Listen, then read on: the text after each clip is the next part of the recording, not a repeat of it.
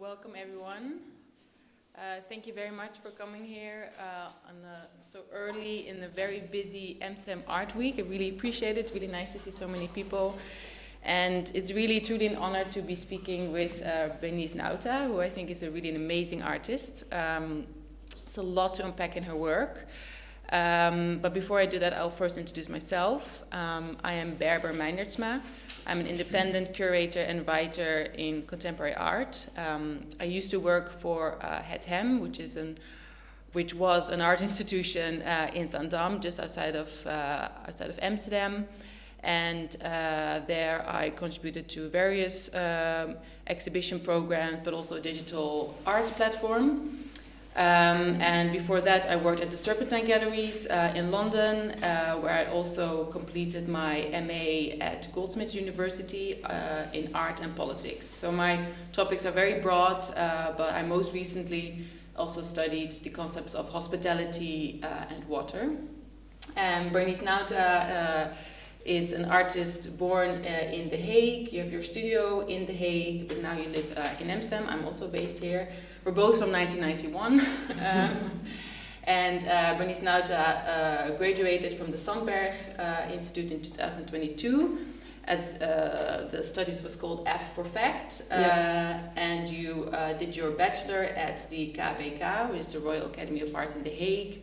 Your recent exhibitions include an exhibition at an art institution in Hoorn. What was the name again? Hotel Maria Kapel. Hotel Maria Kapel, where you worked together with Gijsje Heemskerk. Yeah.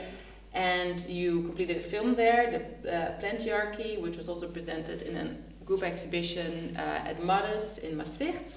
Yeah, and now at ICOP in Belgium. Exactly, now at ICOP in Belgium. And you might also actually know Bernice's work from a solo exhibition that she did at 1646, which is an art space in The Hague called Hello Echo.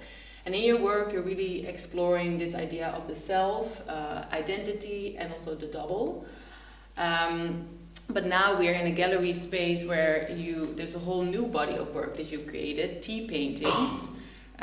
Which are very interesting, and that's actually, that's something I would like to unpack a little bit more, because there's a lot of stories in these paintings. I think you also work with a lot of different references from scientific studies, but also stories that also explore the double, such as Borges and I by Jorge Luis Borges, and actually because the title of this show is called If It Is True That I'm Someone, I Want to Be a Person, and that first part is also borrowed from this book. Yeah, from this text. Yeah, exactly, from this text. It's really interesting because there are a lot of actually podcasts and also texts that actually talk about all the references in your work and this idea of the double, which really, it's also, you can also find this in mythology. But there's something that I noticed that the body hasn't really been explored that much yet. And together we've been reading also this book called The Second Body, because when I was looking at these paintings, was something that was activated in me, this idea of a body that exists actually outside of yourself.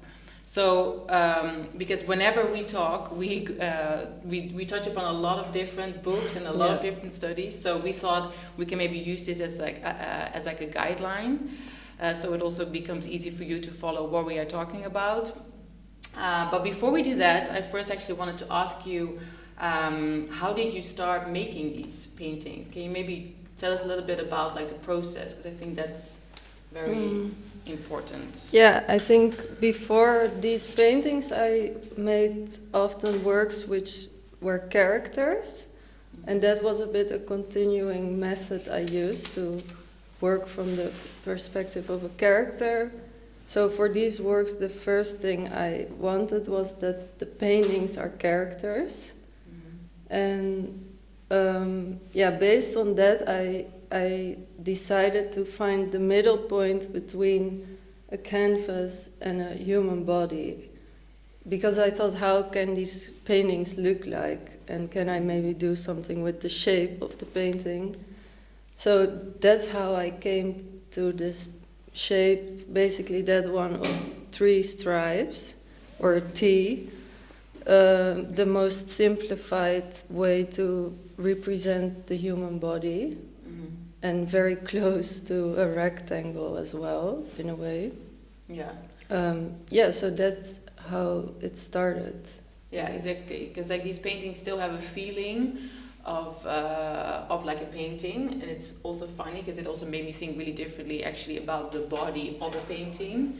You know, I mean, it's funny because in Dutch it's called spierraam, which has the word spier in it, which is muscle. So now I also really see them as his muscles. But then there's also something interesting you told me about the size of the torso, because that's a copy of your own torso, right? Yeah, the size indeed. So it's 73 by 73, but then the taller one is a bit bigger because there's one on top. But that is my own torso measurement. Yeah. On the opening, there was also somebody who talked about the Vitruvius man. Oh, yeah. If it was like technically correct based on that, but it's obviously not, because the arms are then way too short. Yeah. But yeah, that size is. I wanted to have a bit of a system or some rules that I can play around. Yeah. And can you tell us about some of the other rules that you used? Also one thing is that I wanted each character or each painting to be or wanting to be something else than itself. So they are all in a way in a disguise. So that was also a rule for finding more characters, because I made the first series in 2019-20, and those were a ghost, a Spider-Man, Uma Thurman, and a cardboard box. Yeah. So those all also had this thing of a disguise or hiding in another layer or mask, maybe. Yeah, and also like pretending to be maybe something else. Taking on that shape. Yeah. Okay. But then, you really chose to then also shape them in this particular shape, right? These paintings. And I think there's something else very interesting that you do is that you also you kind of like also squish this image of, for example, now we're looking at this bee orchid. The bee is pretending to be an orchid, but you shape it into a way that to me looks like a duck. And it's funny because there's another painting which you can't see here, but in the back, which also reminds me of a duck. And I was like, I don't know, is something wrong with me that I see ducks and everything? No. But at the opening, there was someone else. Who also saw that. Several people. Oh yeah. But actually, if you see the real flower, it also looks a bit like a duck. Yeah. But the surface that I have are these 3 stretched out arms or legs. So indeed, the image, I also kind of pull it out or stretch it. Yeah. And that made this beak really big, And therefore it looks even more like a weird duck. And then what you also told me, which I find really interesting, is that you don't first create this image and then you paint it on there. As in, you don't use like particular technology to squish this image into this T-shape, but you actually use your own imagination. So you look at the picture and then you draw. Then you paint it. I mostly prefer to directly paint the painting, not even make a quick sketch. And why is Sometimes that? I do it. I kind of learned this from Dirk Thijs, another painter, who I would meet with him and ask him for painting advice. And this was one of the lessons that he gave me, to just go for it directly and stay true to your initial intention or something. Because also, maybe I also am a type of person, as soon as I open up this preparation thing, it can be endless. That I can do like endless sketching. Yeah. So maybe I also want to avoid that. Yeah, a little bit. Yeah. Yeah. Because I've been thinking about that a lot, because I have the feeling that because you put your own body into it, like your, the size of your torso, but also your imagination into it. That's why I think that's maybe why these paintings activate this idea of the second body. And I will explain this a little bit more. So the second body is this essay by Dilsey Hildyard. It's from 2017, so it's actually pre-COVID, which I always find interesting because I feel that has been such a marker in our lives. But there was also really a time when there was a lot of writing about like climate change and how to deal with climate change. So this essay is also very heavily influenced by this. But she's describing the second body as this kind of like global body. The second body is this feeling that you are actually more than just the body, an individual body that you live in.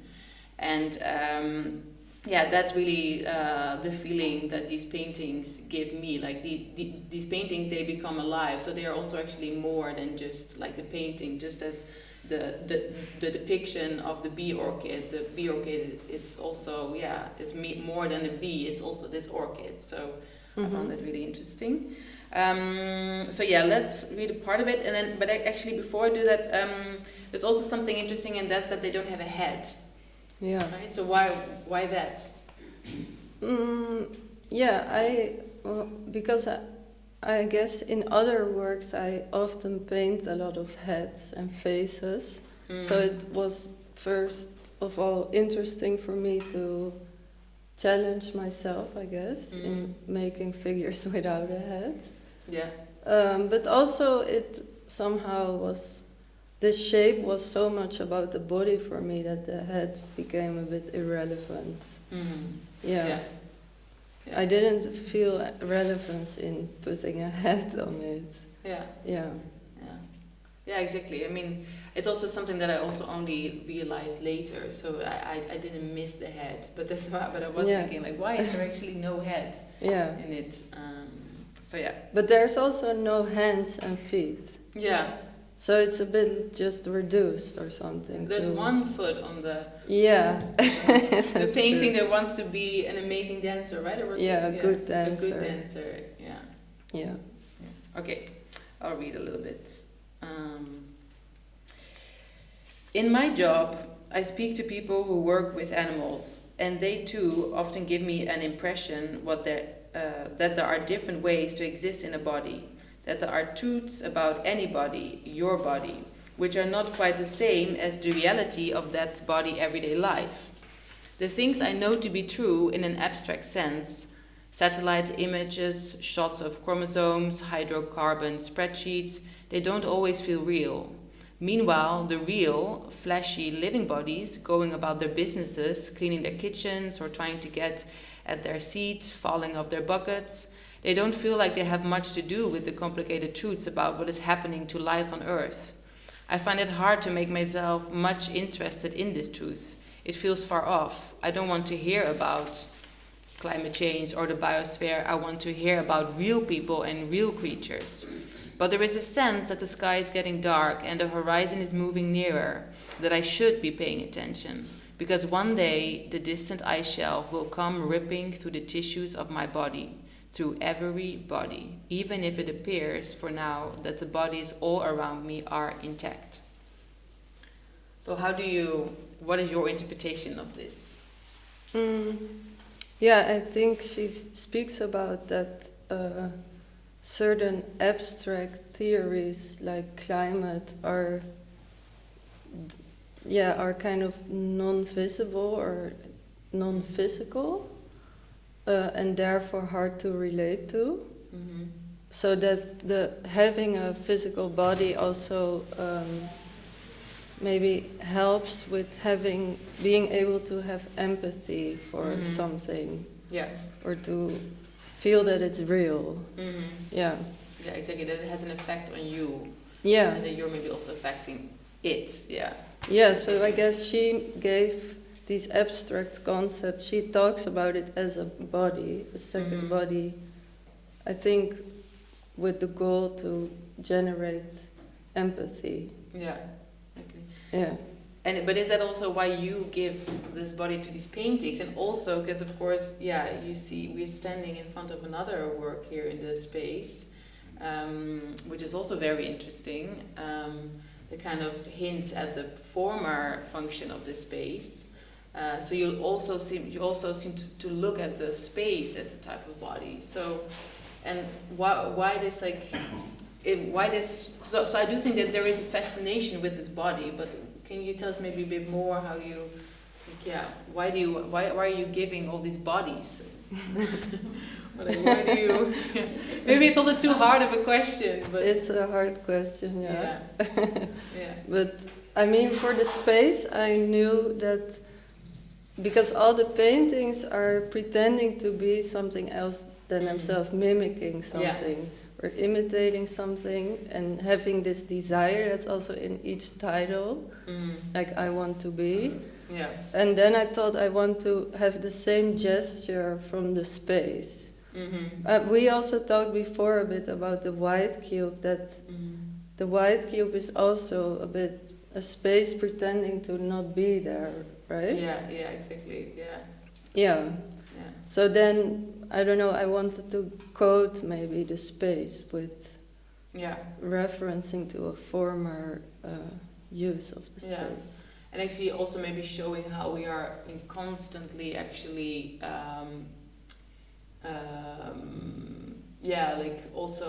like mimicking, like, because that's of course another really important concept and kind of phenomenon in these works, but that mimicry is not something that just that only like organisms do, but that we humans also do, and we apply it to a lot of different things. Yeah, like we really try our best to kind of create one idea of the person or of the self. Yeah. So we even apply it to also our like environment. So we give this and I was actually also really curious, did you ever have an experience in which the first and the second body kind of collided? Yeah. Well, I mean, we did talk also last time about because this book ends with a flooding, right? Or maybe it's a spoiler alert. Yeah, I don't know. But I remember that we talked before about this summer of 2017 or 18 in which Netherlands looked like Spain, was completely yellow.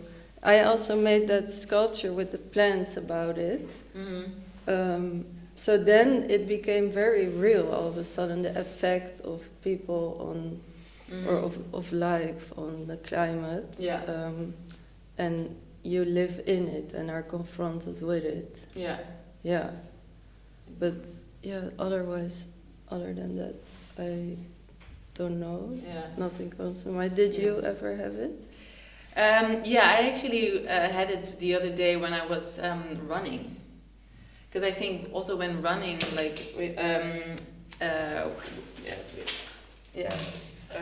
with like running,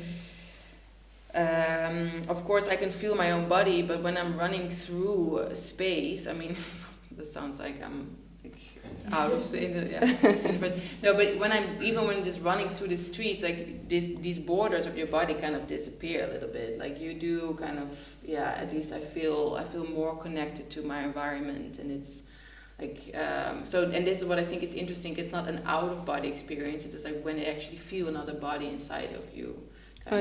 So that's when I think it's about this disappearing of like borders. Maybe also actually the sublime concept is a little bit related about this and disappearing in the landscape. Yeah, oh totally, and that's of course a very positive experience, but there are also more negative ones. But let's do another quote because I think also once we have discussed some of these quotes, I hope you also have you can understand what we're talking about when we say the second body. Let me see. Yeah. Everything that happens, political and natural, is an effect of human acts. But the reasons are so obscenely down to earth that it takes a leap of imagination to perceive it. Which is interesting, right? Because I think Bernice offers this. She uses her imagination. But this idea of a body which can reach over to the other side of the world is not one we tend to speak of in everyday language right now. In normal life, a human body is rarely understood to exist outside of its own skin. It is supposed to be inviolable. The language of the human animal is that of a whole and a single individual. You are encouraged to be yourself and to express yourself, to be whole, to be one. Move away from this personality, self-expression, and you risk going out of your mind, being beside yourself, failing to be true to yourself, hearing other voices or splitting your personality. It doesn't sound good. And yeah, when I read that, I was really curious, how does this sound to you? Yeah, I mean, I kind of like it actually, to destroy the individual, or to see it as something not whole or singular. But it makes, it's still true, I guess, what she says, that it feels uncanny maybe, or unnatural. Yeah. To not be, it's like counterintuitive maybe, that your body is bigger than this, or Well, I think she's also, because then, I mean, she also goes on saying that this careful language is anxious. I think threatening in a desperate way. You need to take care of yourself. Like, you shouldn't be all over the place. And I feel like now she's really hinting at something that's very strong, and definitely I think in our modern capitalist societies, this idea that we, should focus on the self. We should shape ourselves, our mind and our bodies, and it's also this idea that that's only the only thing that we can control. And I think that is something that society really wants you to believe, because then it also, it kind of cuts then this idea that you can take care of others, that you should take care of the world. And that's also interesting. Why? Because in animal rights, they are trying to fight for non-human animals to get the status of personhood. Yeah. So being a person is also a bit like a constructed system that some animals can be part of and others not. Exactly. Yeah. So Exactly, because the word person is also really has like legal, is a legal term, so it has like consequences. You get rights. Yeah. If you're a person, you have human rights. They can be violated. They often are, but that's the idea, Yeah, exactly.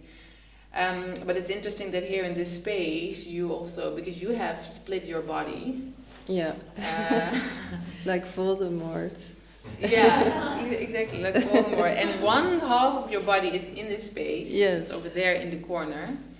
So then this is something that I find interesting, because you're exploring this topic of the self and identity and the person.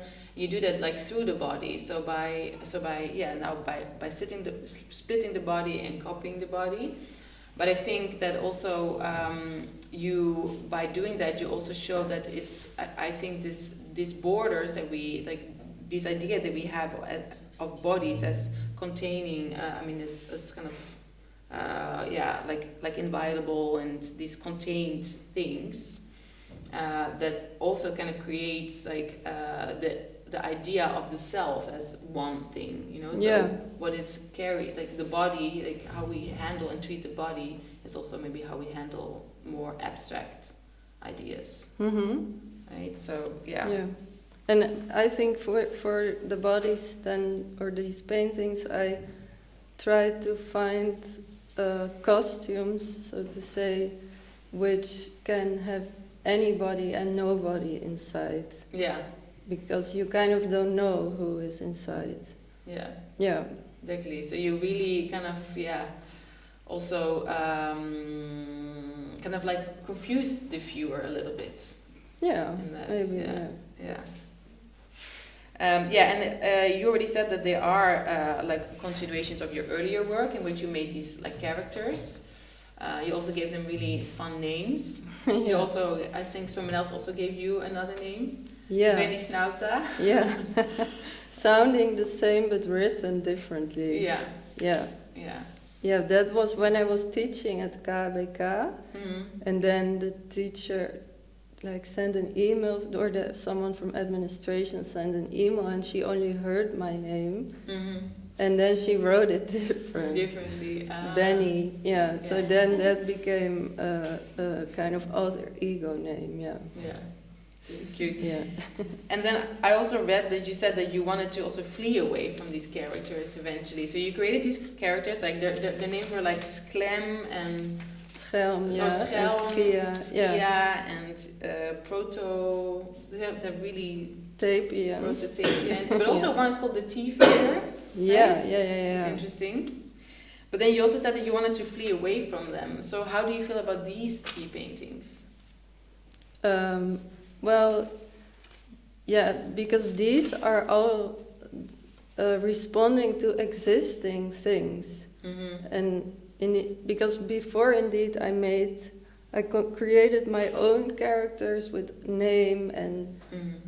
appearance and everything, and at some point I became a bit disgusted by this, or it felt uncanny or something. Yeah. I don't know. I didn't want to bring all these figures into the world, Mm-hmm. and now I more respond to things that already exist, and it's more a reactive Mm-hmm. position that I take. Yeah, I okay. continue with existing fiction or something. Yeah.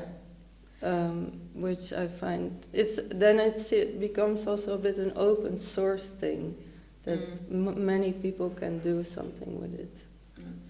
And what do you mean exactly with that open source thing? Like, for example, Spider-Man in a way is a bit open source, that the original creators did it, but then there's a lot of adaptations, and a lot of people, like my cousins, like everybody is painting Spider-Man, doing something with it. So it's a sort of collective thing. Yeah.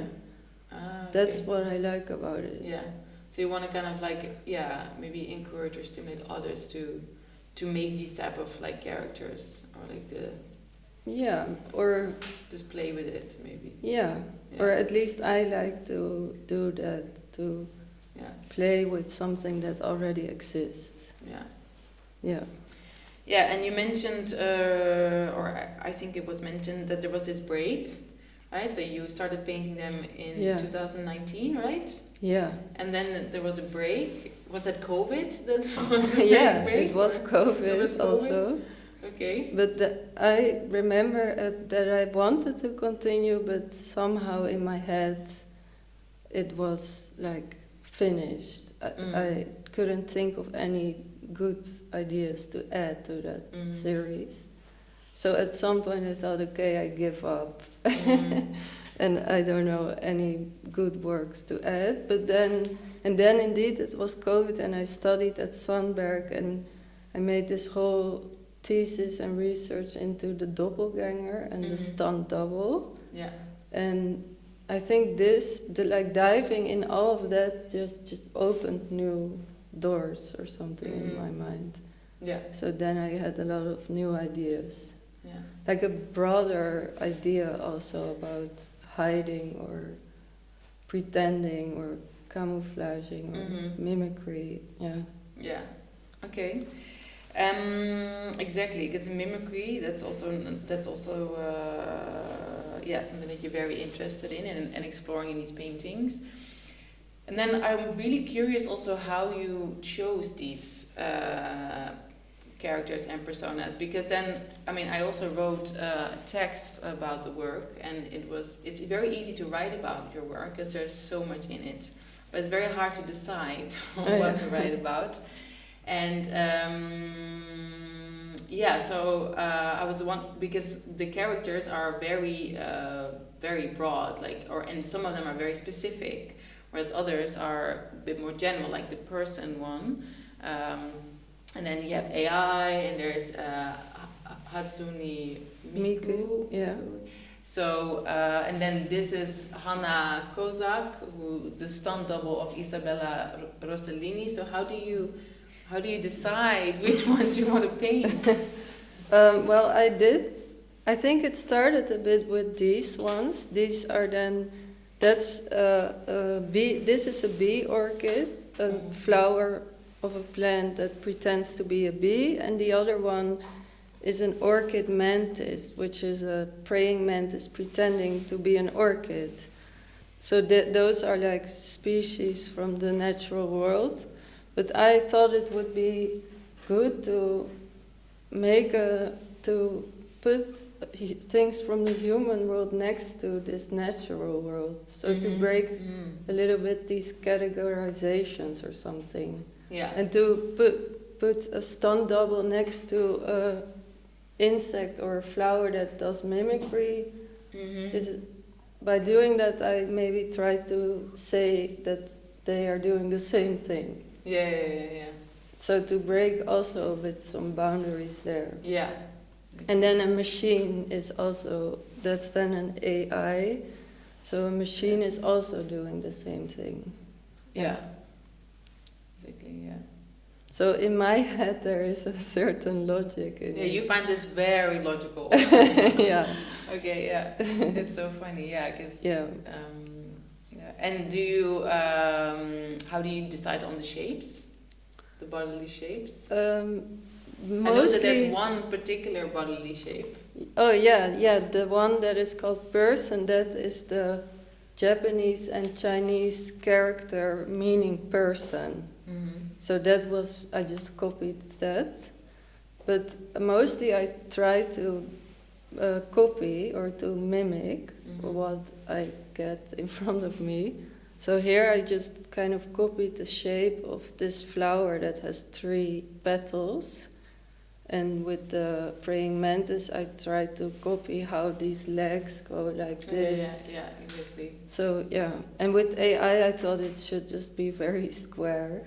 Yeah. That makes sense. Yeah. Yeah.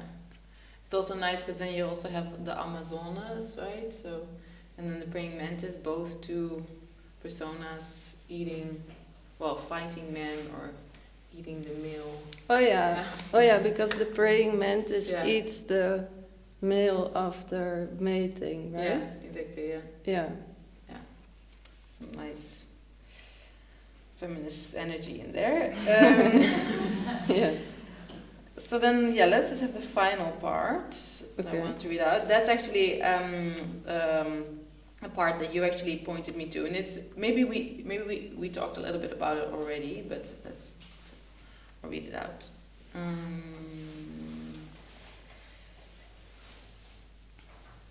Here.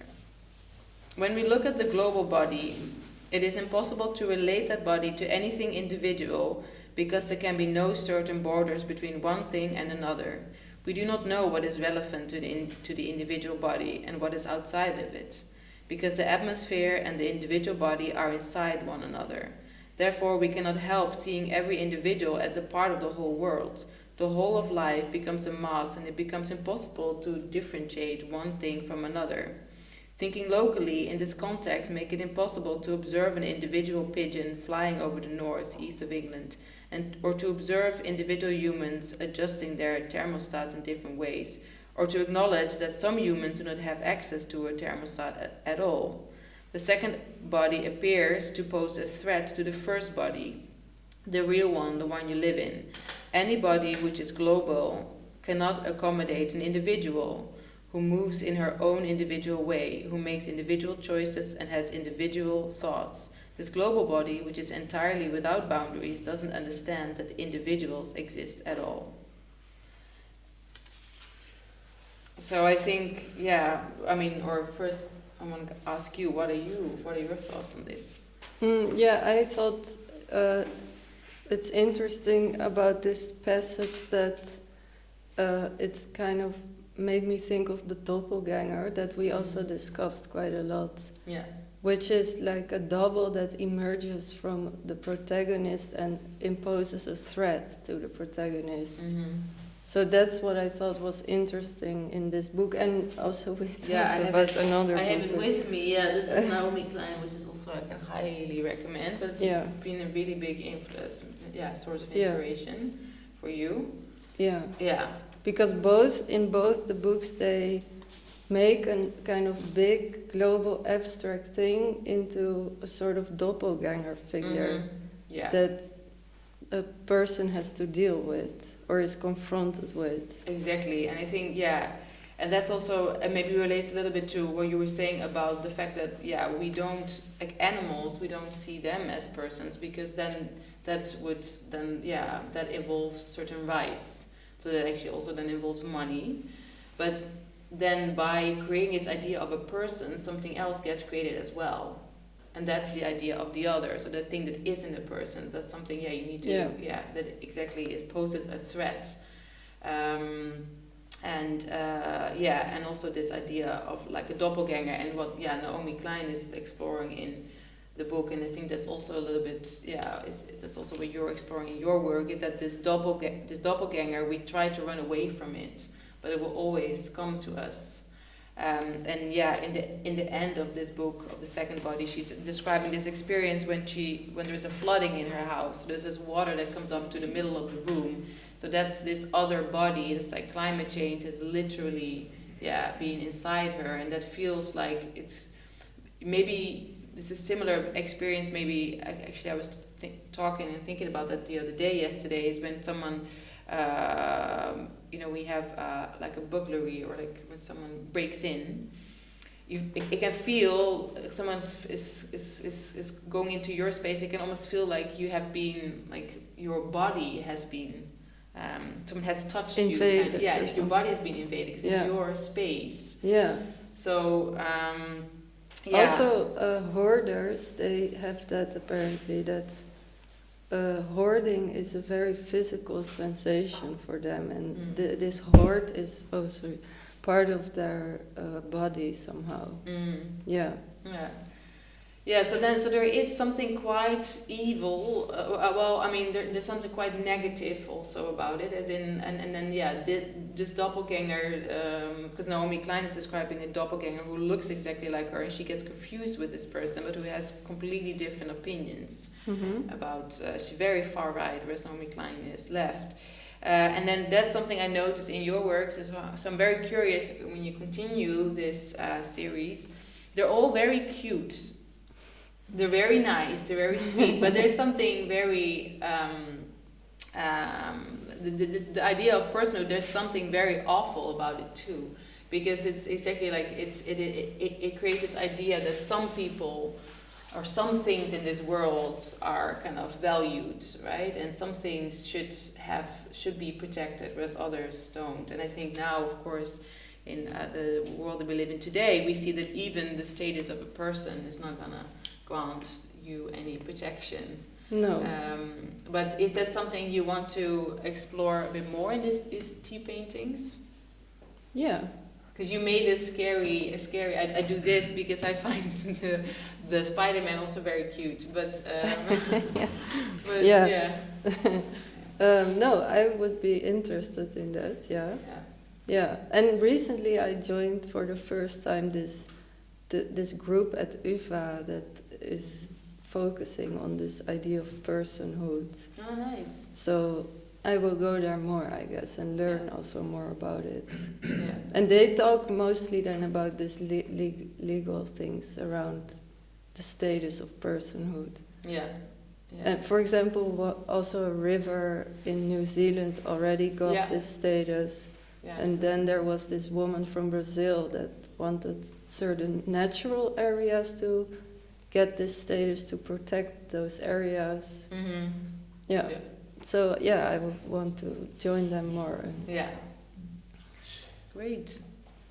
Well, that was my last question. I don't know if anyone has questions. There's questions from the audience. Yes? Super, thanks for a very interesting talk, and I really enjoyed the paintings also. I was wondering if you're interested in the limit. Are you interested in at all in the limit between sculpture and painting? Because I find them also very sculptural. The pieces. Yeah. I mean, because maybe to some people that's not even really relevant question anymore. But I just think there's something very exciting happening with the way, also when you talk about how they relate to your body. Yeah, maybe I don't know. Also here, maybe you haven't seen, but this is maybe the most sculptural work with like loose collage elements on it. I'm kind of interested in that. I also start to use more and more collage and cutting and pasting techniques in paintings, which makes them like wall sculptures, kind of, yeah. Because that's also actually how I also started to think, like maybe it's also a painting that tries to also be a sculpture. Yeah. You know, I think. Yeah, it is a bit, yeah. That's a very good question. Yeah, I mean, this is what I think is so fun about your work, is then you start to think about everything. Like maybe what is that mimicking, and who is actually the first also. Yeah. You know, but I did use quite classical techniques for like, it's just panel and canvas stretched over it. Mm-hmm. So the technique is pretty classical. Yeah. Yeah, and I think you can see that, but then there's something quite wild that happens because the shapes can just go in all directions, and I think that makes it very sculptural somehow. Yeah.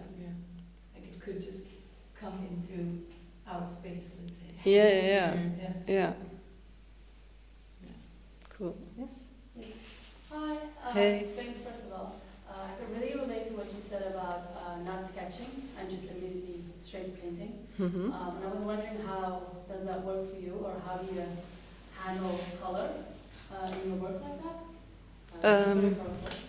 Yeah, so for some works the color was a bit dictated by whatever I was making, but sometimes I had to choose also myself. For example, this AI is a bit, or the one there.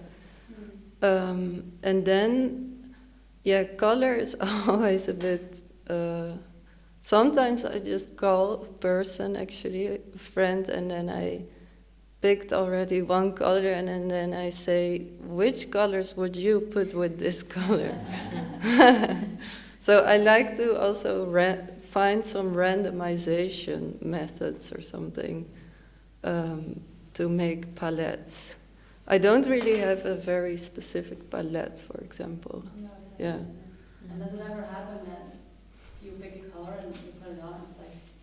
Yes, all the time. Right. Yeah. I have like maybe 50 theedoeken. How do you call Tea it? towel? Tea towels.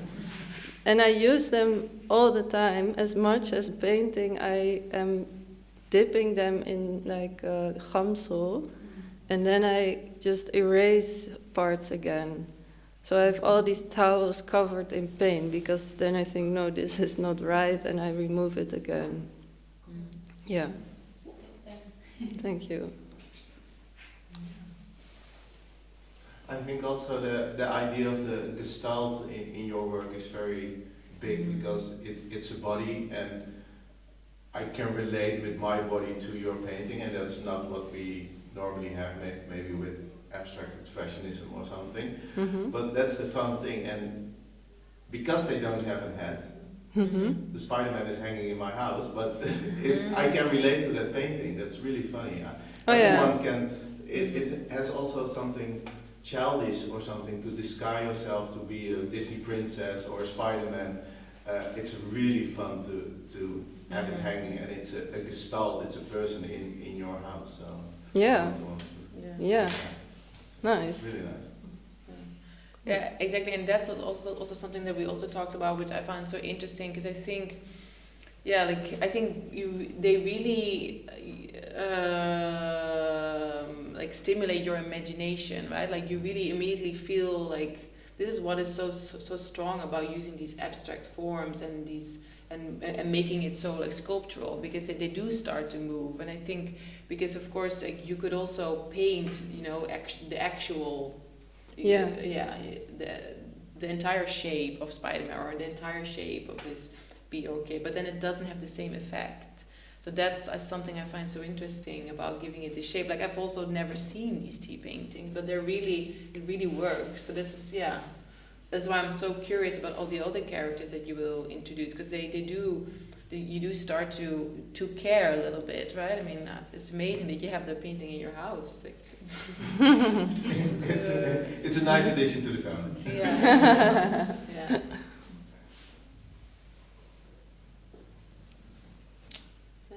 Is there anything else you want to say about them, or about how you transformed this space also? No, I think we can end it here. Yeah? Yeah. Okay. Great. Thanks so much.